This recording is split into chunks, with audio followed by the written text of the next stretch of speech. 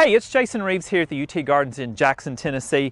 With our recent ice and snow event in West Tennessee, Middle Tennessee, and other regions of the country, you're definitely going to have some damage to our trees and shrubs. And more of that is actually going to come from the weight of the ice and somewhat snow, not from the temperature. We really didn't get to our temperature of the zone we live in here in Jackson is zone 7, which is typically down to 0 degrees, and we did not get that. And even if we had it, we had this nice blanket of ice and snow that protected the plants, but the weight of the ice definitely made some issues with some of our plants.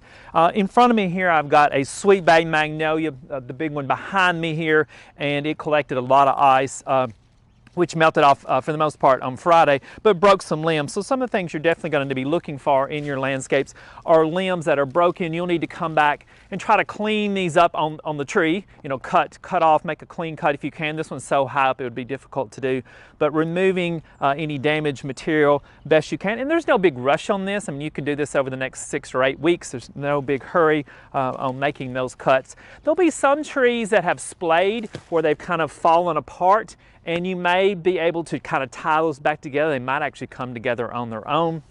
But if not, it may take a little bit of work to get those kind of pulled back together, or you may actually have to do a little bit of pruning on that.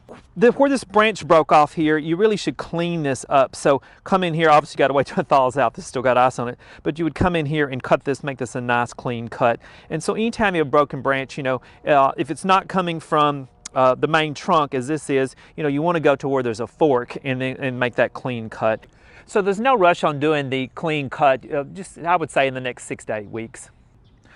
For the most part, our plants are going to be okay as far as the temperature goes. If you've been planting things appropriate for our hardiness zone, which here in Jackson is zone 7, you're perfectly fine. Again, the snow cover, the ice we had actually protected their roots, but you may have lost things that have flower buds. And this is Edgeworthy or paper bush, and this buds up in late summer and fall, and the buds hang on all winter, and they start opening in January, late January, February, early March. But these have definitely froze on here, mainly because we've been so cold so long. If it had been a brief cold, it probably wouldn't have happened. So you're not going to have flowers this year on some plants. Some of your hydrangeas, the flower buds will be froze on. If you have the reblooming hydrangeas, like a lot of the Endless Summer series, they'll still flower. They just may not flower as much, or maybe a little bit later in the season. But for the most part, the temperatures really haven't hurt that many things.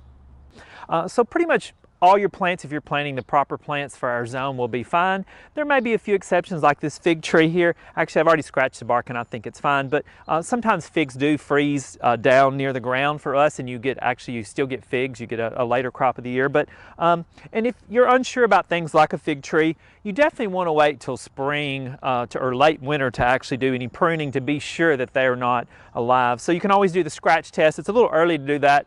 A couple more weeks, you could definitely do the scratch test. If it's green underneath, it's definitely alive. So don't get too carried away with cutting things back. Again, most everything will be fine here as long as you've planted things that are proper for our zone.